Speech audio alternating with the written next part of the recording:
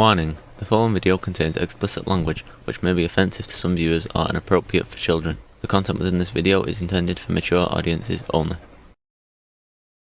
Warning: this video is a candid exploration of Juke Baritone's song Hey God from his 2009 album, The Salted Man.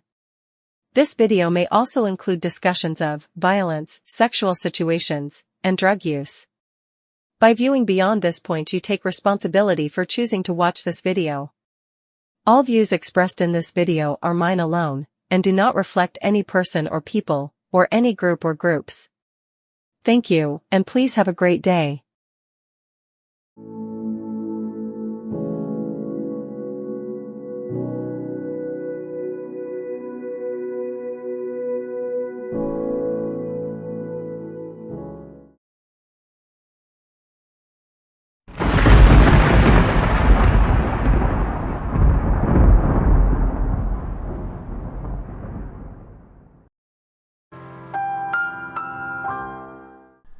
Hello and welcome to this video. I hope you're doing well. I hope you're having fun, and I hope the universe is treating you fairly. Today's video, I'm going to preface it with, if you're easily offended by religion being portrayed in a negative light, i.e. Christianity, this is probably a good time to skip out of this video. We're doing Hey God by Juke Baritone. It's a great song. It's a great jazz song. It's kind of, well, there's no kind of to it. It basically has a few unkind views on the nature of divinity and God. But when I was growing up, kind of a side story here to get back to the point eventually. When I was growing up, a really good friend of mine, still a good friend of mine, wonderful person, worked at the Catholic Church. He was Catholic, he worked at the Catholic Church doing grounds work. And one day I was over at the church waiting for him to finish up, which happened a lot. And I was talking to one of the priests, Father Kelly. And Father Kelly told me, and it kind of rings true, well, it does ring true, at least for me, that if your belief is so fragile that if somebody challenges it, it offends you,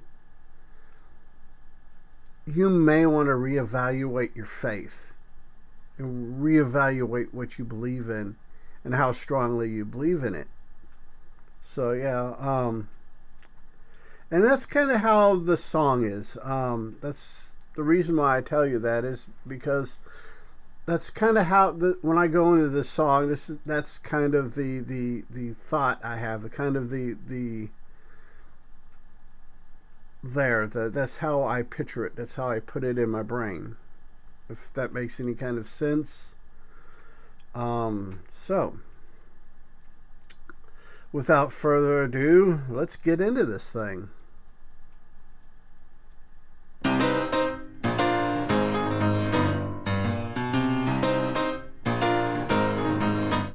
Love the guitar, or not the guitar, piano. Love that piano.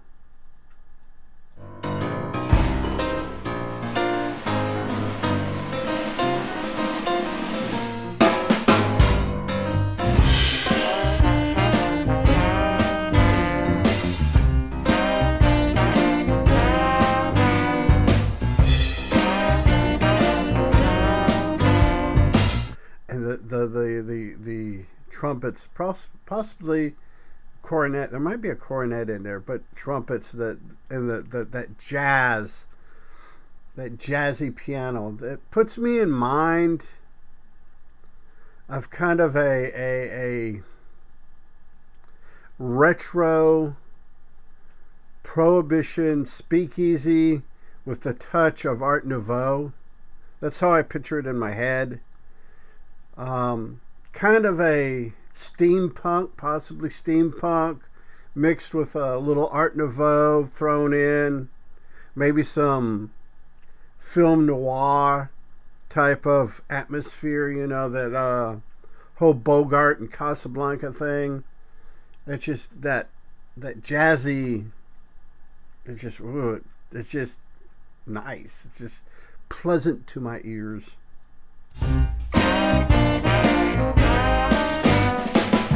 Well, I know this guy. He comes here. From time to time, he buys a beer. And see, the way this song is done, it also reminds me of the old, like old school jazz or Delta blues, that get your heart right type music from, you know, that came out of Mississippi, Louisiana, and stuff like that, which was immediately appropriated by white people. But this has that kind of that homage to the good music of that time. That, you know, Leadbelly, Scatman Carruthers, Count Basie, you know, those type of singers that have that soulful, get your heart right, you know, moving you type music. That's what this song has. That kind of vibe. It's just that you know this is going to be good. This is about somebody getting their heart right. This, you know. I don't know why he comes here. Suppose he's got problems or something, he wants to disappear. He hates his life, he hates his job, he hates his wife, he even hates his dog. And yeah, I imagine from the context, the story of this song, probably an old bartender, probably got a bit of a pot belly, balding, you know, they got the ring of hair here, maybe a little mustache going, the apron, pinstripe, you know, shirt, you know, just kind of talking to you. You're sitting at the bar, and he's just kind of telling you about his day, how things are going on, you know. I don't know why he hates his dog. Maybe he's dyslexic or something and got it mixed up with God. He hates it. And, you know, and he's telling you about this guy that just full of hate, just, you know. And it's great. I mean, it's just that you hear it in the voice that you know, he's just getting this off his chest. Thing that he has become. He hates everything that he hasn't done. See, for me, just personal thing for me is I want to avoid that, you know, so he hates what he's become. He hates everything he hasn't done. I had a coworker years and years ago tell me that when you're on your deathbed, it is better for the number of things that you probably shouldn't have done to outnumber the things you wished you have done. And that's kind of how I live my life. It's, you know, something to think about. Now I know why he comes here. He don't say nothing, man. He shouts it loud and clear. He says, "Hey God, don't you worry about me." And this is where we get into the kind of triggering part. This chorus can be triggering for some people. That's the reason why I said it at the beginning of the video. The reason why I have the spoiler alert warning thing at the beginning. Just so if you made it this far and you're now getting triggered, that's on you. Well, I'm doing fine without your generosity. You get such a kick out of my tragedy. I forgot about you, don't you worry about me. See, that, you know, that this person is basically fed up with society. He's talking about this guy comes in, his wife may be screwing around on him, his dog may be eating his shoes, there's no telling. I do like the line that when he says, I don't know why he hates his dog. Maybe he's dyslexic and got it mixed up with God. I love that line. Me being dyslexic myself, that just that line is just kind of gravy on top of this wonderful song. So yeah, it's kind of groovy. And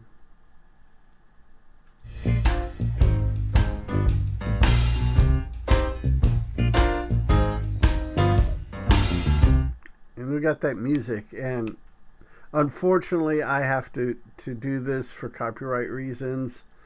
The big thing that I've come across on copyright is, can my video be substituted for the video on YouTube, the official video, the sanctioned video, the approved video?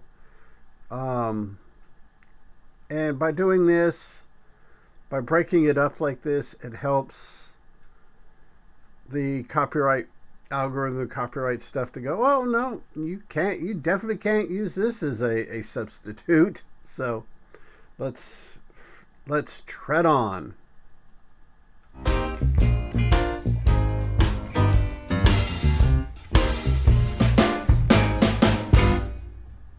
I know this girl, she works here. She's always high, but her mind stays clear. Yeah. Obviously drug reference. My guess is probably a pot smoker. Doesn't smoke enough to get wasted, just enough to calm the nerves, to deal with, you know, the world around her. Probably keep the stress off, keep the stress levels down without taking a bunch of stupid shit that's addictive, and if you quit it, will kill you. That big pharma peddles to people. You know, that's, and I like how he says, you know, he states that, you know, she's always high, but her mind stays clear, which means she's not getting fucked up. She's, you know, just kind of chilling and being in that kind of groovy place. I don't know why she's working here. You know, she's got a degree in economics or something. I like that. It adds the line, you know, she's got a degree in economics or something. That just tells you that this bartender, the person who's relaying this story to you, he doesn't get into too deep into people's business. He knows she knows, probably being an employee or a waitress or whatever, probably knows she has has an education, has some kind of degree. And he's like, economics or something? You know, he's like, because he's not getting all off into her shit, not staying, you know, micromanaging her personal life. She's getting it out for $2 a pop. Yeah, that takes very little imagination what she's doing. Men gather round and stare at her lot. And I imagine he used $2 a pop, or $2 a pop, probably for the rhythm, the syncopation, and the keep everything going. But you know, a working girl's gonna work, and that's just kind of her side hustle right there. So yeah. I don't know why she works here. Suppose all those $2 they keep a cherry ready to pop. Yeah, she may just, you know. Well, let's go on with the song. There's kind of a reveal in the next couple lines. She says she got debts that she's paying off, but I know deep down it secretly gets her off. See, what I take away from that is that she may just enjoy sex. She may have started prostituting herself to pay bills off and found she enjoyed doing it. Or she may have a sex addiction and, you know, turning that into profit, you know. I mean, it's not my judgment. I wouldn't want my wife or a child to do it, but, you know, I have a wife, but I don't have a child. So, you know, it's just not something. But at the same time, well, being married, my wife, that would be adultery. But a woman who chooses to do that of her own volition and basically doesn't have a pimp, you know, or fuck, even a college. I mean, I live in a college town. I imagine there are college girls in this town right now that probably, you know, gets toward the end of the month, they got a itch that needs scratched and a bill to be paid. So, you know what happens. So yeah, let's not pretend it doesn't. But now I know why she's working here. She don't say nothing, man. She shouts it loud and clear. She says, and he has this in the first verse about don't, you know, in the first verse it's he don't say nothing, he shouts it out loud and clear. And he repeats that here. She doesn't say nothing, she shouts it loud and clear. I interpret that not as physically yelling, screaming, but it's actions, how they carry themselves, what they're doing, why they're doing it, how they're doing it. So, hey God, don't you worry about me. I'm doing fine without your generosity. You smoked me once around the old apple tree. I like that's a reference to the Garden of Eden. You smoked me once around the old apple tree. Basically how God fucked her, blamed her for all the problems in the world because she ate from the fruit of the tree of knowledge and coerced Adam into doing it. And, you know, that's kind of the general vibe that I get from it. I forgot about you. Don't you worry about me. Hey God, don't you worry about me. I'm doing fine without your generosity. So yeah, that's, you know, basically them not necessarily rebuking God, but real damn close. They're basically like, look, you know, you didn't lift a finger to help me. I don't need it now. Which there was,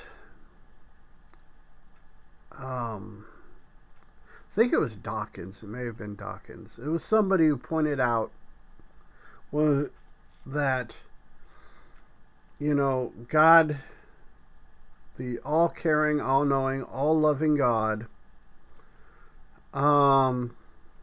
couldn't be bothered to stop things like the Holocaust, the flu pandemic, the Spanish flu in the early 1920s.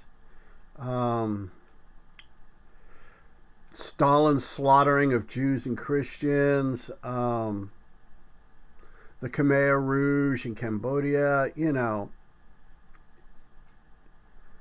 But you expect him, you know, to care about your Uncle Joe laying in, you know, in the hospital being hit with cancer.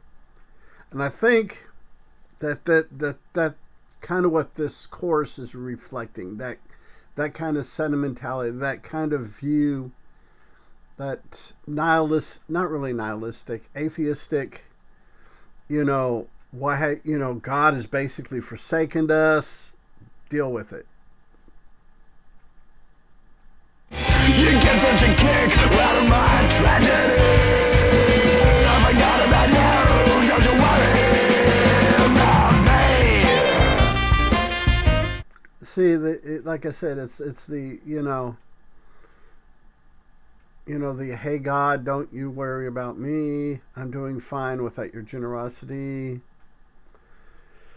You get such a kick out of my tragedy. I forgot about you. You don't worry about me. And that is, you know, basically it's not embracing God.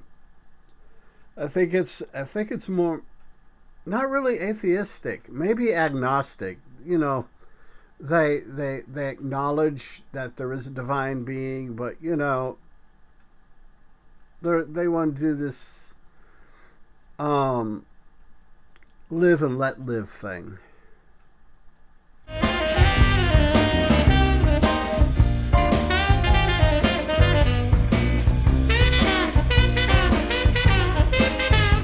And I love this music. Unfortunately, I have to break it up for the algorithm to be happy with me, so you know.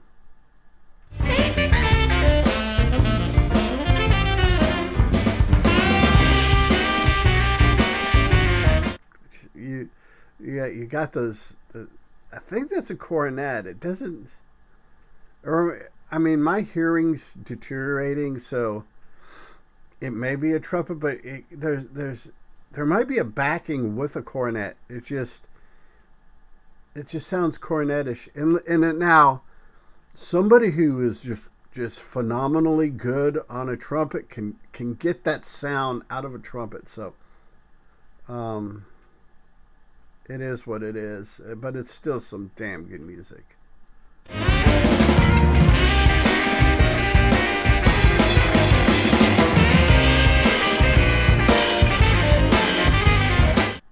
Yeah, that's just great music. I'm going to try to skip ahead a little bit. See what, just because I think this is like a 2.5 minute, you know, solo. Yeah, try again.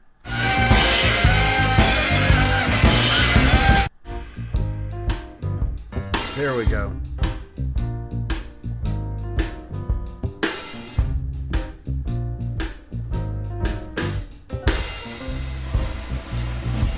I think we're getting ready to jump back into the lyrics. This last lyric is interesting, and it's kind of sacrilegious depending on how you want to take it. If you just take it as a song, yeah, names just happen to be the names that he chose, not a big deal. But if you want to try to apply it to Genesis, you may get triggered a lot. So this guy, Adam, and this girl, Eve, they decided that they should get together. Old Adam, well, he's just thinking with his muscle. And, you know, that's, you know, kind of how men in general are portrayed as, especially in especially in Generation X and before, is guys out running around trying to stick their dick in anything with a vagina. It's just what they do. That girl Eve, you know, she's just out for the hustle. She's out to make some money. And old Adam, you know, he turns to Eve. And he says, I'm sick of this guy always bothering me. I wonder if he's talking about the bartender or somebody, some other random patron in the bar.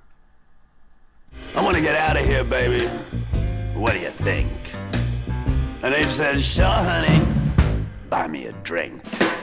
So they sit down. I like that. That's just, you know, the how you see in like movies and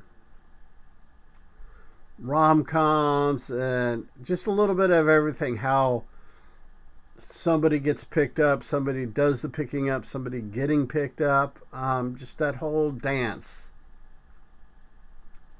When they have a chat, when they talk about this, when they talk about that, when old Adam says, come on, let's get out of here, honey. When Eve says, sure, baby, show me the money. You know, like I said, there it is. That money hungry, you know, you want the pussy, you got to pay for it, you know. This cow ain't giving her milk for free type thing. So yeah, there's that. Hey God, don't you worry about me. I'm doing fine without your generosity. And now we get into the chorus again. You get such a kick out of my tragedy. I forgot about you. Don't you worry about me.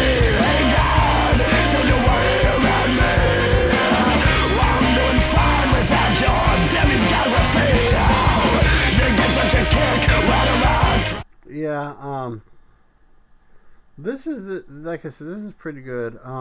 Like I said, I enjoy the song, but I go into it with the mentality that it doesn't affect my belief system because it's only a song, and my belief system is good enough, it's strong enough that something like this is not offensive or triggering. So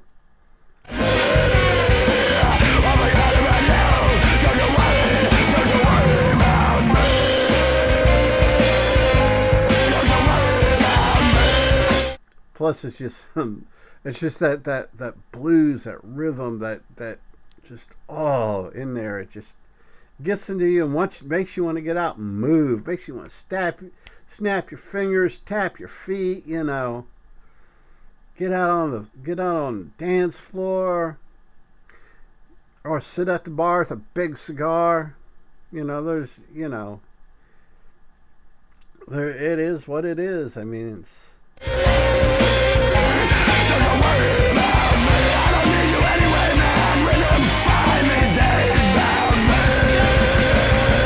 I think that this last part of the song, as we're getting ready to close out, I think he's just kind of riffing a little bit. I don't think what we're getting is actually planned lyrics, just because of the music. The music is at a higher volume than the singing of the lyrics. Plus, on the lyric sheet I got pulled up, the last line is, and Eve said, sure, baby, show me the money. Ha. Hey, God. That's, you know, so I think it kind of sounds like maybe he when they recorded it, he was kind of riffing a little bit. He may riff in live shows.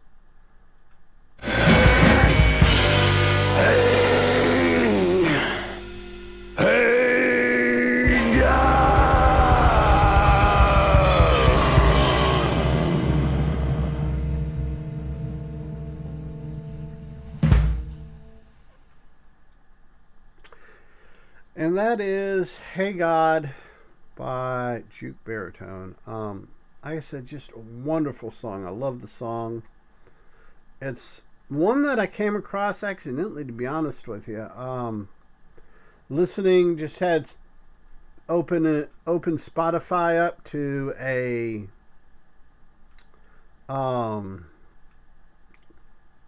I think it was I think I was listening to the Creature Commandos soundtrack. And the song came up. I don't think it's part of the Creature Commandos soundtrack. Let me see if I can find something real quick on it. That's the nice thing about computers these days. You can do this and do your whole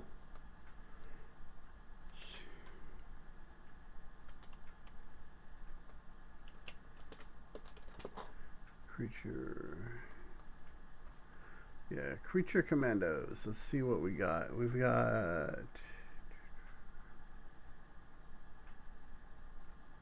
it is. It's the last song.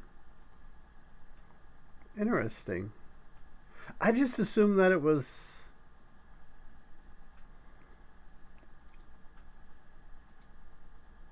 Harris. I just figured it was a song like right after, because in the actual animated series, the last song you get is a cover of People Are Strange. But interesting. I thought that this was like our first random song that it pulled up. Interesting. Need to pay more attention to what's going on.